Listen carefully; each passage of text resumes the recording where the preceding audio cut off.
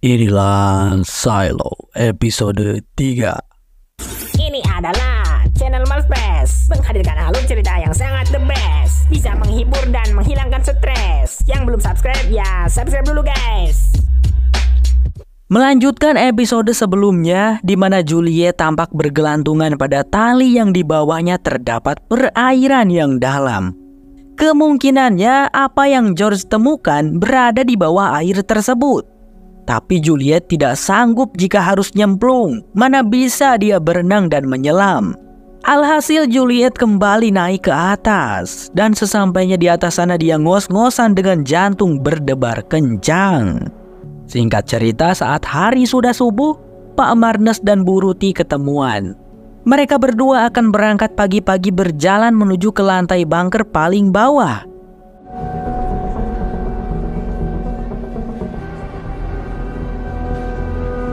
Pak Marnes dan Bu Ruti sempat berhenti sejenak di depan kantor yudisial. Sedikit informasi, yang memimpin organisasi yudisial adalah seseorang bernama Hakim Meadows. Sementara itu di lantai paling bawah, Juliet terlihat sedang berlari terburu-buru menuju ke ruangan generator. Tempat itu tampak bergetar. Sepertinya telah terjadi lagi kerusakan pada generator silo. Setelah sampai, Juliet marah-marah kepada Cooper karena Cooper mencoba memperbaiki generatornya. "Ini adalah tugasku," bentaknya Juliet, dan dia kebablasan menonjok wajah Cooper. Untungnya setelah Juliet turun tangan, generator itu kembali stabil. Setelah itu selesai, Juliet diomeli oleh Knox karena Juliet yang sudah memukul Cooper. Padahal Cooper adalah muridnya Juliet. Dan bukan salah Cooper sebenarnya, ini salahnya Juliet yang datang terlambat 2 jam ke sini. "Ya sudah, aku minta maaf," kata Juliet. "Minta maaflah kepada Cooper," jawab Knox. By the way, Knox ini adalah kepala mekanik di tempat itu ya. Kemudian Juliet membahas hal yang sangat urgen tentang generator silo ini. Menurut Juliet, mereka harus memperbaiki secara mendalam, karena kalau terus-terusan begini, rotor generatornya bisa rusak. Tapi untuk melakukan perbaikan secara mendalam, mereka harus mematikan generator untuk sementara. Knox tidak berani untuk melakukannya, karena selama ini sepanjang sejarah yang mereka ketahui, generator silo tidak pernah dimatikan. Jika itu dilakukan, pasti akan menimbulkan kegaduhan dan kepanikan. Di sisi lain, Pak Marnes dan Bu Ruti mampir dulu di kantornya Bernard, yaitu kantor IT Silo. Tujuan Bu Ruti menemui Bernard adalah meminta pendapatnya tentang Juliet Nichols, seorang engineer yang dipercayai oleh Holston untuk menjadi penerusnya sebagai sheriff. Bernard langsung berkata bahwa Juliet adalah kandidat yang buruk. Reputasi Juliet jelek di mata Bernard karena Juliet pernah mencuri kabel server milik kantor IT. Jadi Bernard menyarankan agar seseorang bernama Paul Billings saja yang dijadikan sheriff. Dia kandidat yang sangat cocok. Namun Paul Billings ini adalah bagian dari yudisial, jadi Bu Ruti ini kurang setuju gitu. Males dia. Setelah dari kantor IT, perjalanan Bu Ruti dan Pak Marnes dilanjutkan. Singkat cerita, mereka telah sampai di tingkat tengah. Di setiap lantai, para warga pasti menyambut kehadiran Bu Ruti. Dia adalah seorang wali kota yang sangat dicintai oleh rakyatnya. Bahkan selama beberapa dekade, Bu Ruti selalu dipilih dan dipercaya oleh rakyat untuk menjadi wali kota Silo. Setelah itu, Bu Ruti dan Pak Marnes berkunjung ke rumah sakit kandungan untuk melihat bayi-bayi Silo yang baru lahir. Sekalian menemui seorang dokter kandungan bernama Dr. Pete, yang merupakan ayah dari Juliet. Diceritakan Juliet ini dulu saat usianya 13 tahun, dia memutuskan pergi dari rumah meninggalkan ayahnya saat ibunya sudah tiada. Sejak saat itu Juliet menjadi penduduk tingkat bawah dan menjadi seorang mekanik di sana. Dr. Pete tidak ingat kapan terakhir kali ia bertemu dengan putrinya itu. Sudah lama sekali. Mungkin sudah belasan tahun, karena jarang sekali Dr. Pete punya waktu untuk berjalan ke tingkat bawah. Di sini dia super sibuk dengan pekerjaannya sebagai dokter. Beberapa saat kemudian terlihat Pak Marnes dan Bu Ruti beristirahat di lantai taman perkebunan. Sekalian mereka makan siang dulu di sana. Lalu ada seseorang yang menyapa mereka, seorang pria botak bernama Robert. Dia bisa dibilang adalah tangan kanannya Hakim Meadows. Robert menyapa Bu Ruti dan Pak Marnes dengan hangat. By the way, Hakim Meadows titip salam. Tapi dia bertanya-tanya mengapa ibu tidak mampir dulu tadi. Tidak apa-apa sih, kedatanganku bukan untuk menanyakan hal itu, tapi menyampaikan satu hal. Bahwa Hakim Meadows keberatan dengan keputusan ibu yang hendak mengangkat seorang Juliet Nichols menjadi sheriff baru. Kami sangat menyarankan Paul Billings. Dia pria yang baik, berbakti, berkeluarga, dan cinta tanah air. Sebaiknya ibu memilih dia, ucapnya Robert dengan sopan santun. Tapi Bu Ruti bilang dia belum memutuskan apa-apa sekarang. Aku akan membuat keputusanku saat menyelesaikan perjalananku, jawab Bu Ruti dengan tegas. Robert lalu pamit pergi dengan sopan. Singkat cerita, saat hari sudah sore, tampak Juliet sedang merenung sendirian. Tiba-tiba dia merasakan kembali getaran yang diakibatkan oleh generator. Juliet langsung cabut melesat menuju ruang generator. Sedangkan di saat yang sama, Bu Ruti dan Pak Marnes juga sudah sampai di tingkat bawah dan sedang dikawal oleh Hank. Mereka pun merasakan getaran yang sama. Hingga ketiganya pun tiba di ruangan Knox. Bu Ruti menanyakan apa yang sedang terjadi. Dia pun melihat bagaimana Juliet menangani masalah tersebut. Wanita itu sangat pemberani dan tidak takut untuk mengambil resiko saat sedang menyelesaikan tugasnya.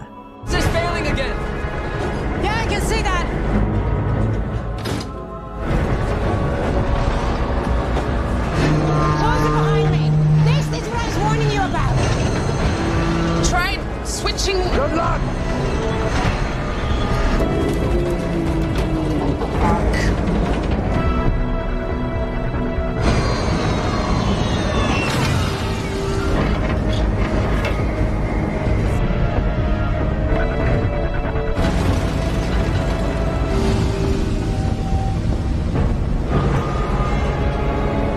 Singkatnya, generator silo sudah berhasil kembali distabilkan oleh Juliet.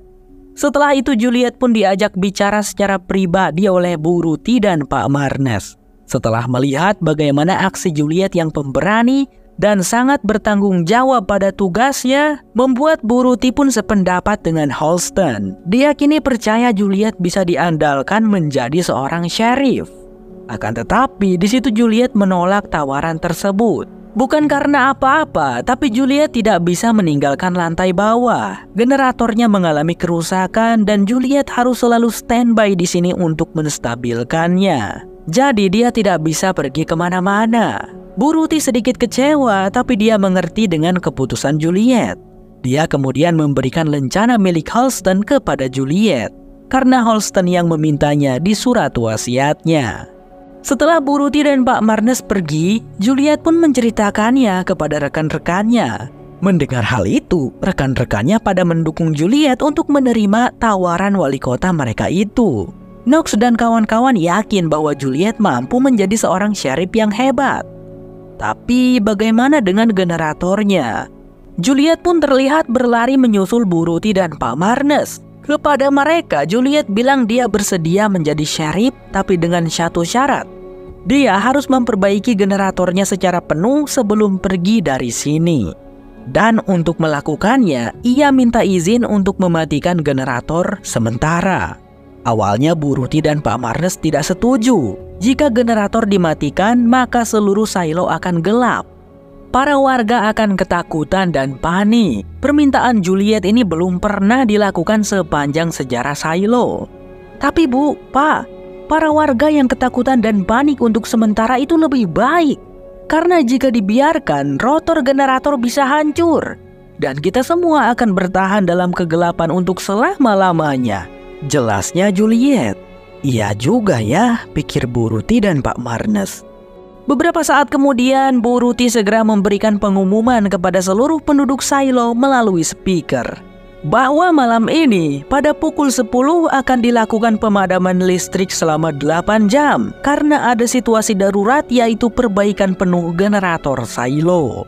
Seluruh bunker silo akan menjadi gelap. Disarankan sebelum jam 10 para warga sudah berkumpul di zona aman yang sudah ditentukan atau tetap di dalam rumah masing-masing. Jika kedapatan ada yang berkeliaran, akan ditangkap dan dipenjara.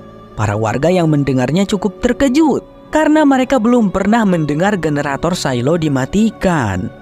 Pak Marnes dan Bu Ruti lalu memerintahkan seluruh petugas keamanan silo untuk berpatroli dan berjaga di setiap lantai. Pokoknya mereka harus mencegah terjadinya kericuhan atau aksi kriminal apapun. Lah, petugas silonya kok sedikit doang, Bang? Yang gak semuanya petugas ngumpul di situ, mereka yang ada di situ perwakilannya doang. Nanti mereka bakalan nyampein perintahnya ke para petugas lainnya yang tersebar di seluruh penjuru bunker silo. Di kantor mekanik, Juliet menjelaskan tentang mekanisme generator silo yang berputar seperti gasing. Juliet menduga pada 30 tahun terakhir ada seseorang yang telah merusak generator. Karena hanya butuh satu penyok kecil saja akan membuat putarannya menjadi tidak stabil selamanya. Meskipun mereka terus berusaha membuatnya berputar dengan stabil. Dan itulah yang terjadi pada generator silo. Jika terus dibiarkan, generatornya bisa rusak total. Akan tetapi, mematikan generator dan mencoba memperbaikinya tidaklah semudah membalikan telapak tangan. Shirley, salah satu rekannya Juliet di mekanik, menjelaskan tentang satu hal yang sangat tricky. Generator listrik silo sumber energinya adalah uap. Uap panas yang menguap dari bawah silo melalui pipa besar. Dari sini nih ngalirnya. Diperlihatkan di ilustrasi yang dibikin oleh Shirley, terdapat ruang pembendungan untuk mengantisipasi jika terjadinya lonjakan mendadak. Nah, jika mereka mau mematikan generator, caranya adalah dengan menutup pipa besar yang mengalirnya uap panas tersebut sepenuhnya, sehingga tidak ada sedikit pun uap panas yang keluar. Nah, dalam momen itu mereka hanya punya waktu kira-kira 30 menit. Jika terlalu lama ditutup, maka bisa meledak. Jadi sangat bahaya sekali. Apakah waktu 30 menit cukup? Ya, mereka tidak punya pilihan lain. Beberapa saat kemudian, dimulailah operasi perbaikan generator silo. Pertama-tama, Knox memutuskan sambungan listrik generator dan menggantinya ke daya cadangan listrik. Daya cadangan itu kayak baterai guys, yang sebelumnya diisi sama generator silo. Hanya mampu bertahan 12 jam dan energinya tidak besar. Jadi semua lampu di seluruh penjuru silo mati. Ada momen yang bikin aku kaget, di mana di kafeteria pada layar silo yang memperlihatkan pemandangan di luar, saat lampu padam sekilas pemandangan di luar yang berwarna hijau kelihatan. Tapi sebentar banget, kayaknya gak ada satupun dari mereka yang ngeh.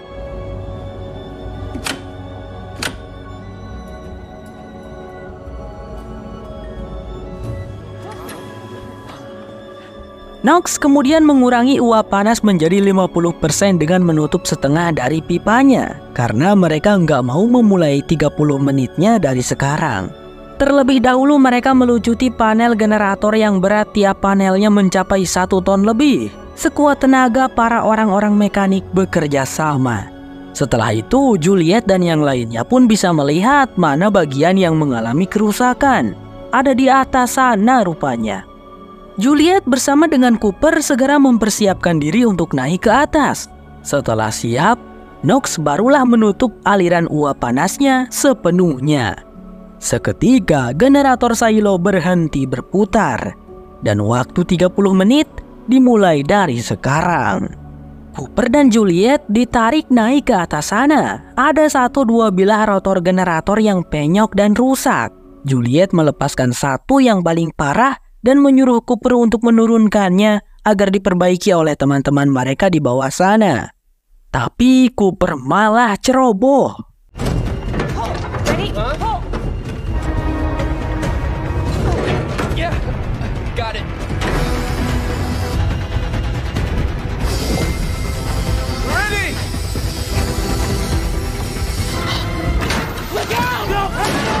Untung tidak ada yang kena timpa. Orang-orang mekanik yang di bawah tidak mau membuang waktu dan segera mulai memperbaiki bilah rotor tersebut. Sementara Juliet dan Cooper memperbaiki kerusakan-kerusakan kecilnya di atas. Tapi beberapa menit kemudian, Shirley melihat jarum meter pendeteksi suhu panas pipa mencapai suhu 200 derajat Celcius dan masuk garis merah. Pipa uapnya terlalu panas lebih cepat dari yang diperkirakan. Kini waktu yang mereka punya hanya beberapa menit saja. Knox segera memerintahkan Juliet dan Cooper untuk turun dari generator. Knox harus membuka katup pipanya, menyalakan generator. "Apa kau bercanda, Knox? Generator tidak boleh dinyalakan tanpa bilah rotornya," teriak Juliet. Lalu bagaimana cara mencegah ledakan yang akan diakibatkan oleh uap panasnya? Juliet memutar otak.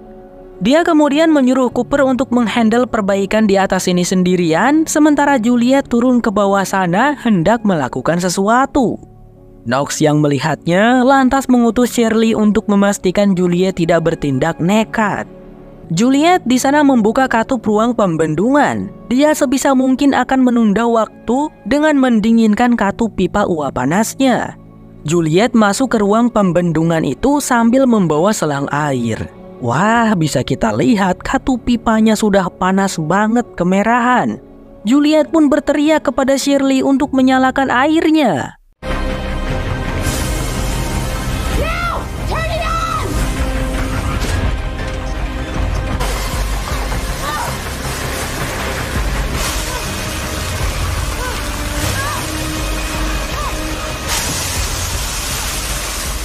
Setelah dilakukannya upaya tersebut, Knox melihat jarometer suhunya menurun sedikit. Juliet berhasil menunda waktu. "Kau memang gila, Jules," komennya Knox.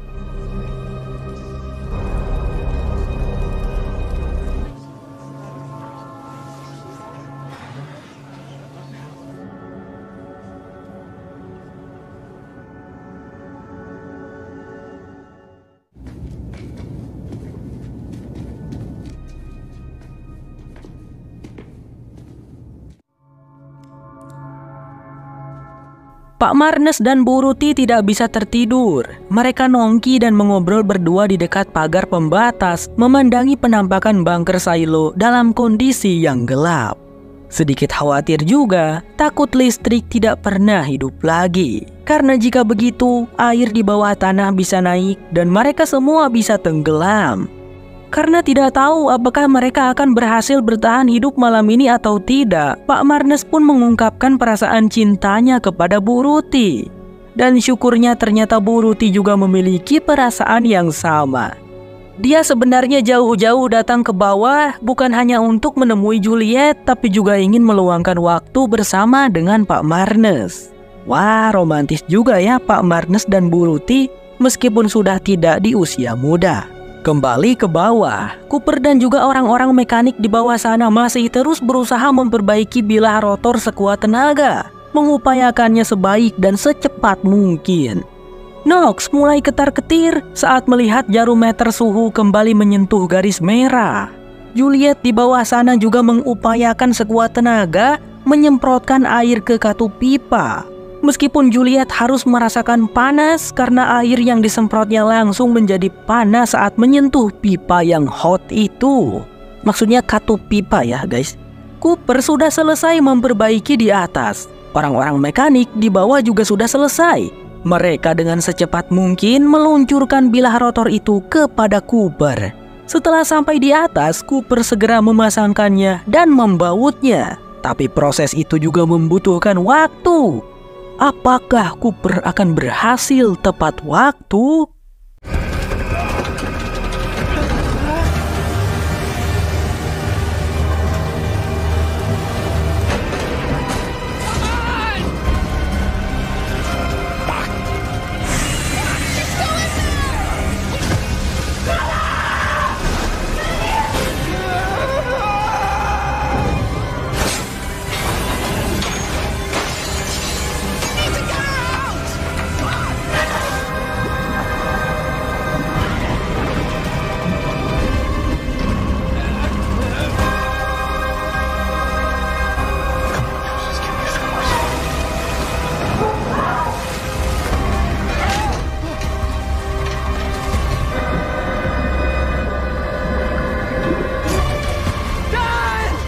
Ketika hanya tinggal menunggu beberapa detik saja pipanya akan meledak, Juliet berhasil kembali naik ke atas. Pintu ruang pembendungan ditutup Dan saat itu juga Knox menutup katup pipa uap panasnya. Generator silo perlahan berputar lagi dan kali ini bilah rotornya telah diperbaiki. Sehingga generatornya pun berputar dengan sangat mulus. Semuanya bersorak senang, gembira dan bersyukur perbaikan generatornya berhasil dan sukses besar. Semua lampu di seluruh penjuru silo juga satu persatu menyala kembali. Para warga sangat senang dan bersyukur. Beberapa saat kemudian, Pak Marnes dan Bu Ruti yang dalam perjalanan kembali ke tingkat atas berpapasan dengan Bernard si ketua IT. Dia tentunya menanyakan bagaimana keputusan Bu Ruti. Bernard masih berharap Bu Ruti mau mempertimbangkan Paul Billings menjadi sheriff.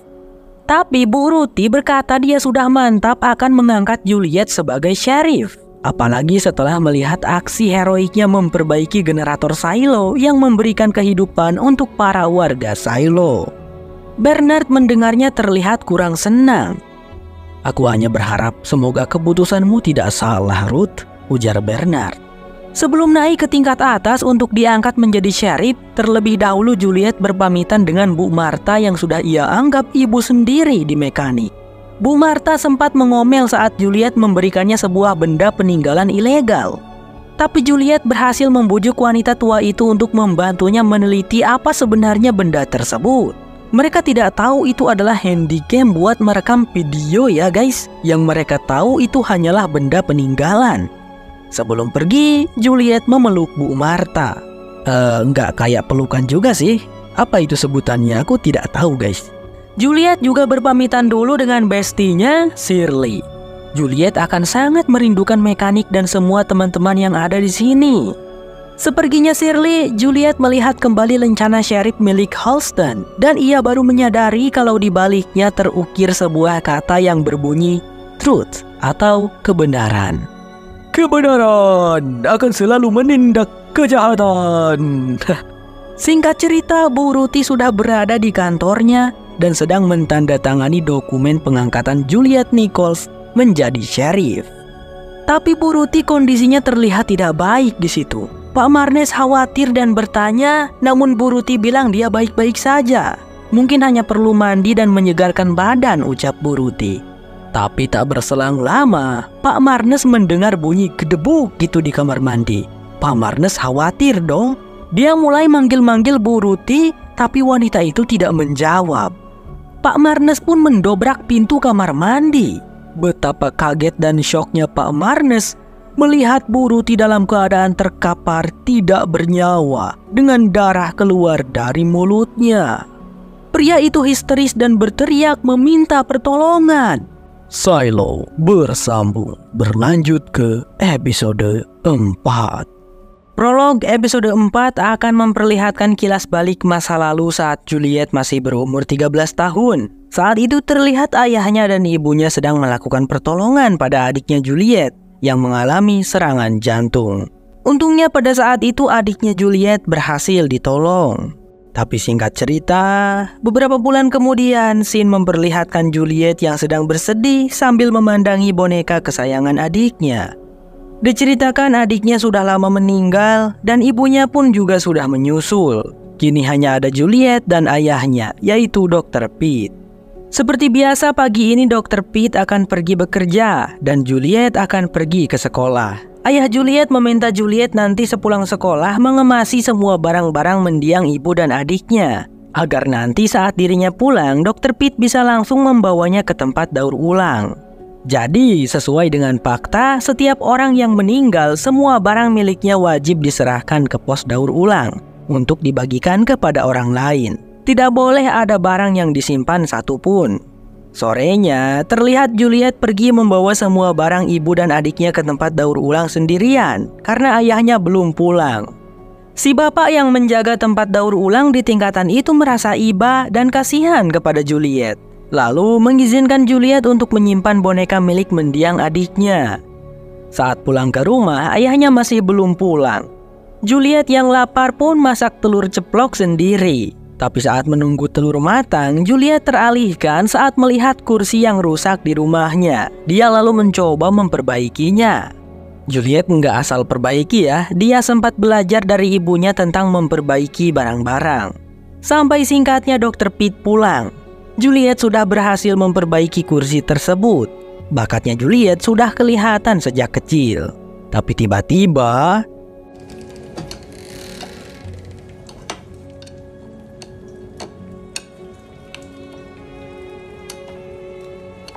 Hi, baby.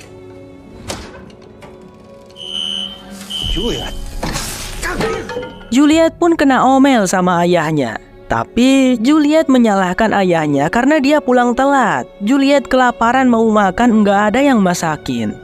Terus dia juga harus membawa barang-barang ibu dan adiknya ke tempat daur ulang sendirian. Juliet marah pada ayahnya itu lalu mengurung diri di kamar. Dr. Pitt sang ayah berusaha membujuk putri semata wayangnya itu. Yang mungkin begini karena masih terpukul setelah ditinggalkan adik dan ibunya. Tapi Juliet terus menangis tidak mau dibujuk sama ayahnya. Singkat waktu pada saat dini hari Juliet terbangun. Dia mengemasi pakaiannya lalu memutuskan untuk kabur dari rumah. Dia menuruni tangga menuju ke tingkat paling bawah.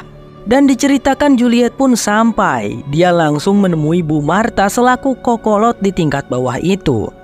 Dan menyerahkan sebuah surat perizinan dari ayahnya yang padahal ia tulis sendiri. Aku ingin putriku menjadi murid di mekanik, tertanda Dr. Pitt, isi surat itu. Awalnya Bu Martha tidak setuju menerima Juliet karena ia tidak yakin dengan kemampuan Juliet. Namun gadis itu terus bersikeras dan memohon sehingga Bu Martha pun jadi tidak tega. Ia memanggil Knox yang tampak masih muda di sini. Lalu menyuruhnya untuk membawa Juliet pada Shirley. Shirley yang masih muda juga membawa Juliet ke tempat pembuangan. Semua barang dari 12 pos daur ulang yang sudah tidak bisa digunakan akan dibuang ke tempat pembuangan. Dan ada orang-orang di bawah situ yang bertugas menyeret dan memilah. Kalau ada yang bisa diperbaiki, ya diperbaiki. Kalau udah nggak bisa diperbaiki, ya bakalan didaur ulang barangnya. Sorry ya guys, saya nyeritainnya detail banget. Soalnya ini semua bakalan berhubungan sama jalan cerita ke depannya. Please jangan bosen dulu karena ceritanya nanti akan sangat menegangkan dan benar-benar seru untuk disaksikan. Serta akan ada plot twist yang super duper mind blowing di akhir cerita nanti. Jadi tonton aja terus ya. Diceritakan Juliet sudah bekerja selama beberapa hari di sana dan suatu hari Juliet dipanggil oleh Bu Martha karena Dr. Pitt datang berkunjung. Sebenarnya Bu Martha yang menghubungi Dr. Pitt karena Bu Martha sudah menduga kalau Juliet memalsukan suratnya. Masa kan seorang dokter di tingkat atas rela mengirimkan putrinya ke tingkat paling bawah? Lalu Juliet dengan tegas menyatakan dirinya tidak mau kembali ke atas dan ingin tetap di sini. Karena Dr. Pitt sangat menyayangi Juliet, dia pun menanyakan apakah di sini Juliet merasa senang. Dibilang senang sih enggak, karena di sini Juliet harus bekerja mati-matian. Tapi dengan berada di sini, melakukan pekerjaan sepanjang hari, membuat Juliet tidak punya waktu untuk memikirkan ibu dan adiknya yang telah tiada. Juliet juga sangat berdedikasi ingin menjadi seorang mekanik. Dr. Pitt meskipun tidak rela, ia terpaksa mengizinkan putrinya untuk berada di sini. Are you happy here?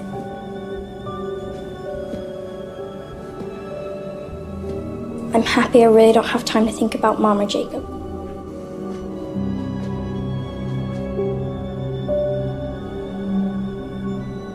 From now on, you shadow Knox. Yes, ma'am. Kilas balik berakhir. Juliet sedang merenung. Lalu seseorang datang memanggilnya. Katanya ada kecelakaan dan Juliet dipanggil oleh Bernard. Saat Juliet masuk ke ruangan, ia melihat Bernard sedang berunding dengan Robert dan Pak Marnes. Bernard dan Robert ingin kematian Bu Ruti ini dirahasiakan dulu. Takutnya akan menimbulkan kericuhan dan kepanikan.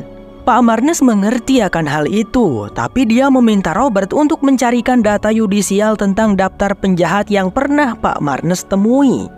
Karena ia yakin ada seseorang yang ingin meracuni dirinya, tapi salah sasaran. Malah Bu Ruti yang kena.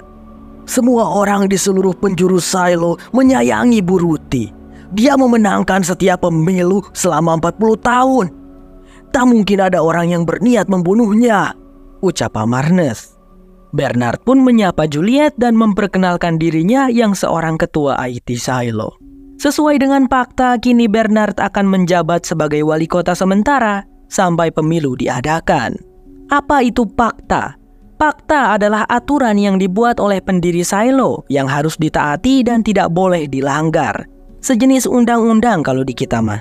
Bedanya, kalau fakta Silo dianggap suci oleh mereka, sudah seperti kitablah bagi penduduk Silo. Juliet tadi sempat ngelek dan tidak ngeh tentang apa yang dibicarakan Bernard, Robert, dan Pak Marnes. Tapi saat melihat jasadnya Bu Ruti, sekarang Juliet mengerti dan cukup terkejut melihatnya. Setelah itu Juliet dibawa oleh seorang petugas sekretaris kepolisian bernama Sandy. Juliet diantarkan olehnya ke ruangan sheriff dan diberikan kunci-kunci, termasuk kunci apartemennya Halston. Sandy ini kurang suka dengan Juliet, jadi dia agak jutek-jutek gitu. Selain itu perlu kalian ketahui, di ruangan sheriff terdapat brankas yang menyimpan persenjataan api. Tapi selama ini belum pernah digunakan. Sebelum Sandy pergi, Juliet memintanya untuk mencarikan berkas data tentang George. Oke, jawab Sandy dengan malas. Harus nurut dia karena Juliet mau bagaimanapun adalah atasannya sekarang. Beberapa saat kemudian Juliet pergi dan masuk ke apartemennya Halston yang kini tentunya menjadi miliknya.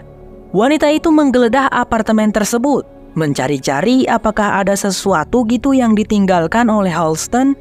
Tapi ia tidak menemukan apapun yang berguna.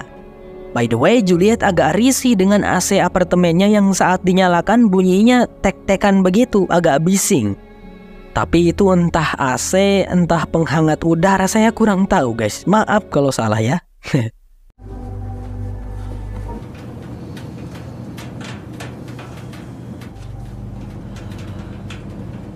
Tak lama kemudian, Bernard datang mengunjungi Juliet bersama seorang bawahannya. Mendengar bunyi tek-tekan di AC apartemennya Juliet, Bernard jadi kasihan dan menyarankan Juliet untuk memanggil jasa pemeliharaan. "Gak apa-apa bang, bisa kuperbaiki sendiri kok," ungkap Juliet. Kedatangan Pak Bernard adalah untuk melantik Juliet menjadi sheriff sekaligus memberikan seragam untuk Juliet. Awalnya Bernard tidak ingin Juliet menjadi sheriff mengingat Juliet pernah mencuri kabel untuk server IT Silo. Tapi mempertimbangkan peristiwa baru-baru ini di mana Juliet menyelamatkan generator Silo, Bernard akan melupakan masa lalu.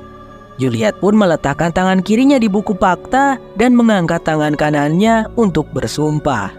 Singkat cerita, Juliet sudah berada di kantor. Sandy menemuinya dan mengatakan kalau yudisial tidak memiliki berkas tentang George. Ya sudahlah tak, kata Juliet. Lalu seperginya Sandy, Juliet menemukan secari kertas dalam tumpukan berkas di atas meja. Ada tulisan tangan dari Halston yang berbunyi, "Gandakan bunga di depan cermin." Entah apa maksudnya.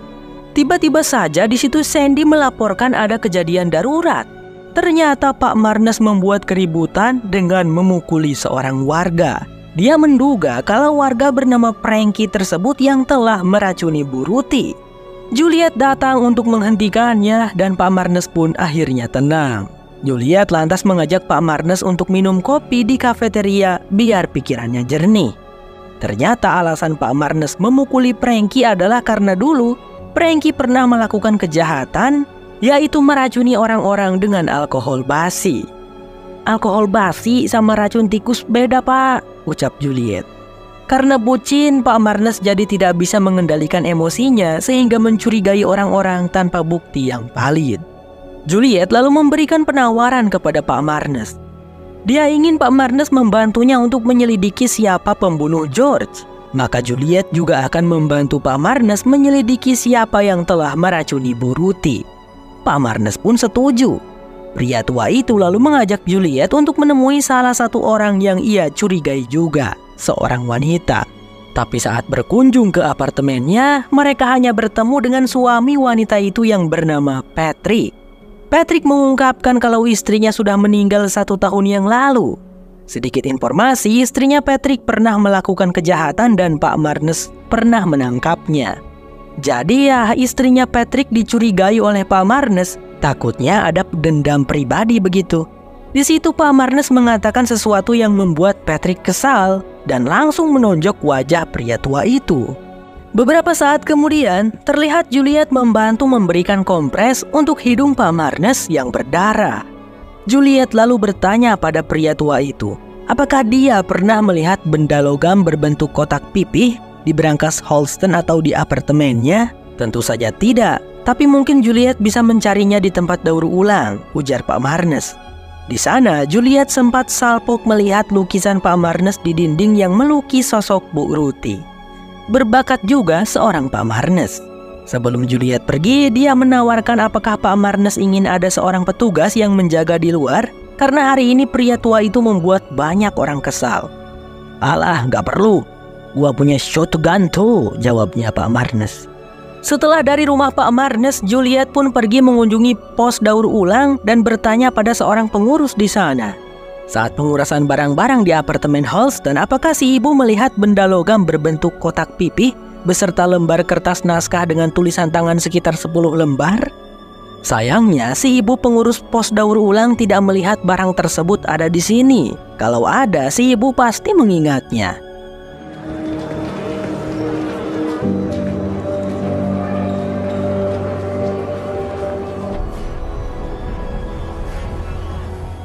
Saat hendak kembali ke apartemennya, Juliet melewati kafeteria dan ia melihat seorang pria yang sedang nongkrong sendirian di sana memandangi langit di luar silo. Juliet memperingatkannya bahwa kantin akan tutup sekitar beberapa menit lagi. Pria itu lalu menghampiri Juliet dan berkenalan. Dia bernama Lucas. Setelah itu, Juliet sampai di apartemennya. Dia baru sadar ternyata Holston memang meletakkan bunga di depan cermin. Oh, maksudnya begitu. Gandakan bunga di depan cermin. Jadi kalau kita punya satu pot bunga, kalau diletakkan di depan cermin jadi 2 bunganya. Kreatif juga Holston.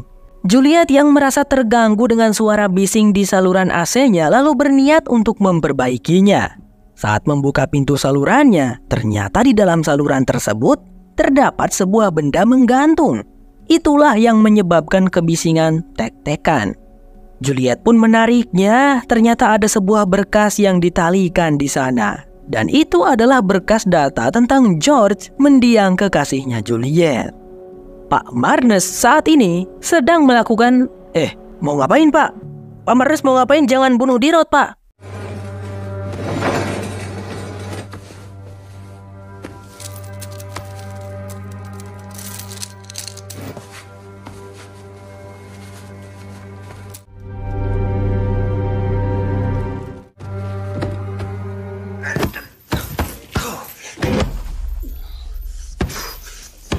Oh alah, Pak Marnes ternyata cuma masang samsak buat dia latihan tinju. Tak lama kemudian dia dikunjungi oleh Robert yang memberitahukan kalau Hakim Meadows siap mengganti Sheriff Juliet dengan Sheriff yang baru. Dokumennya sudah siap, Pak Marnes hanya perlu tanda tangani bersama dengan Bernard selaku wali kota sementara. Maka besok Paul Billings, kandidat dari yudisial, akan segera menggantikan Juliet. Namun Pak Marnes tentu tidak bisa melakukannya. Ia punya kesepakatan dengan Juliet. Jadi Pak Marnes bilang begini, Juliet adalah pilihan Holston. Aku menghormati keputusan Holston. Jadi kurasa Juliet berhak untuk gagal sendiri. Kita berdua tahu dia tidak akan bertahan di sini untuk waktu yang lama kan Robert? Ucap Pak Marnes. Beberapa saat kemudian Pak Marnes tampak sedang berada di luar dan ia menghabiskan malam itu dengan mabuk-mabukan. Betapa galaunya dia setelah ditinggal mati oleh Bu Ruti. Tak ada 1 menit pun yang bisa Pak Marnes lewati tanpa memikirkan wanita pujaannya itu. Singkatnya, Pak Marnes pun pulang ke rumah saat sudah tengah malam. Tapi tanpa disangka,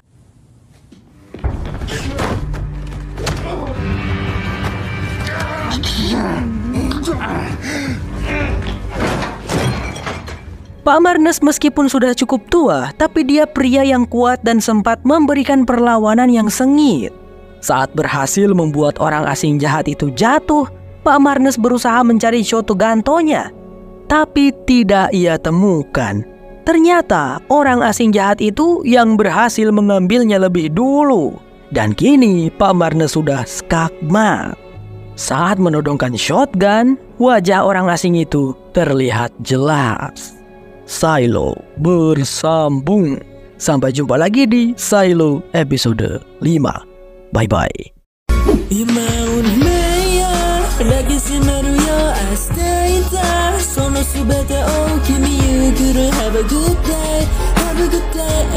Have a good day.